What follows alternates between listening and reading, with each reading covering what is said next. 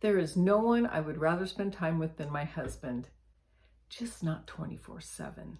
And I think he feels the same way about me. I couldn't wait to be home. And for some reason, it didn't occur to me when I retired that my husband, who had been retired for 5 years, would also be home, and that we were both going to be home together pretty much all day, every day. If you're not yet retired, this is something that you may want to expect. If you have a spouse, a partner, a roommate, carving out a little personal space is really important because we can get underfoot of the other person and we can get on each other's nerves. And this isn't anybody's fault. This is just two people living in a small space, and everybody needs a little space to be themselves, do what they want to do, make noise, be in the quiet, and many other things that I'm sure you could think of.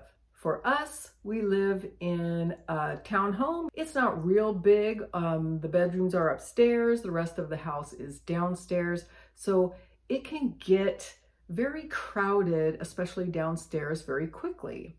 Also, the stairwell carries all the sound from downstairs right up to the upstairs and vice versa. There's no way to shut those two areas off, except for bedroom doors. So that's what I've done.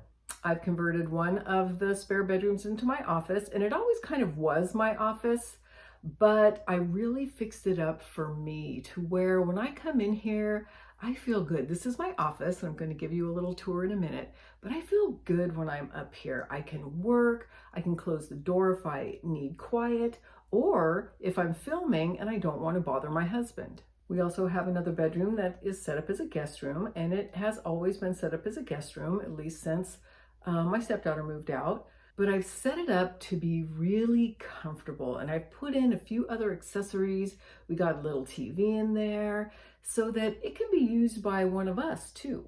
And then we've made some other spaces. My husband has his office. He's always had his office, but again, it's in the downstairs, so he is subject to any noise I might be making down there. So it's great that I can come up here and give him some space and give myself some space. And also the garage, we carved out a little space there. He actually loves it out here. This is the garage. You know, we kind of converted the garage into half of a living space during the pandemic, and it's just stayed that way. This is his little retirement car. And of course, a big screen TV right there, glamorously above the garbage cans. But he doesn't care. He loves it out here. He can come out here during basketball season, you know, when it's basketball, and a little more basketball. So I love basketball too, but if I get tired of it, he can come out here and watch. So what I'm trying to say is that regardless of the space that you have, carving out a little space for yourself, your significant other, or your roommate, or whoever it might be, needs a little space for themselves. Our home isn't big, but I think we've made good use of the space. Let me take you on a little tour. So welcome to my office. This is a spare bedroom, but I've turned it into my office and my little oasis. I do a fair amount of filming in here too. You might even recognize this background here. It's great because I can shut the door, and this allows me to film without bothering my husband, and also keeps the TV noise and other background noise to a minimum. I love this space. I sometimes have flowers on this little table. I love my double monitors. I can work here very easily, both for my YouTube channel and some volunteer work and anything else that I want to do. I can also watch YouTube videos. I've got my yoga mats up here, so I can do a little yoga or a little meditation. I've got some little fairy lights up here, which I just love, and my little salt block and some candles. It's a girly room that I can have to myself. Although I do share it with my granddaughter. She's 5 now, and when she's here, this is her room.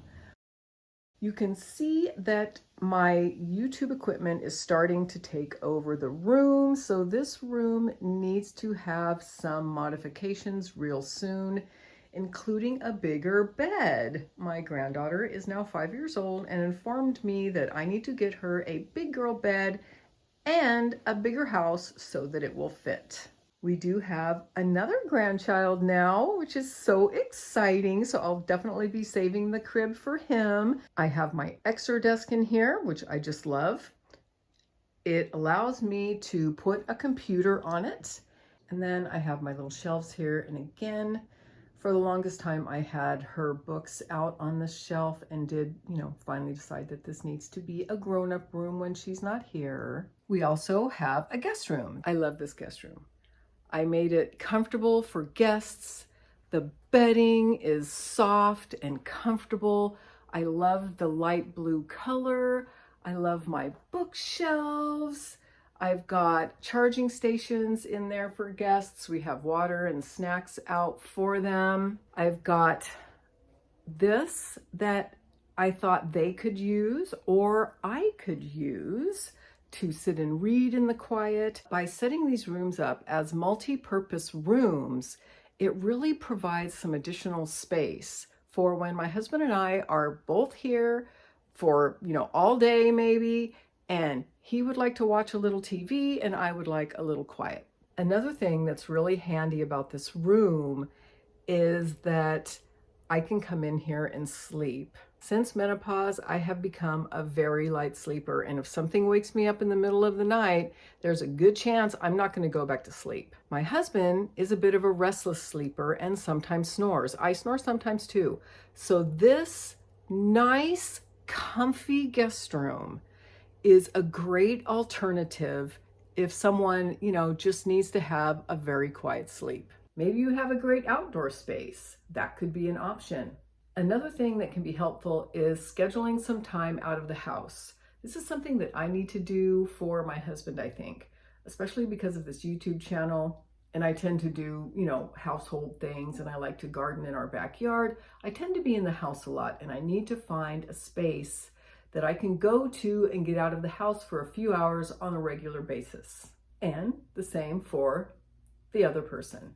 Also, I think it's important to give each other a little grace.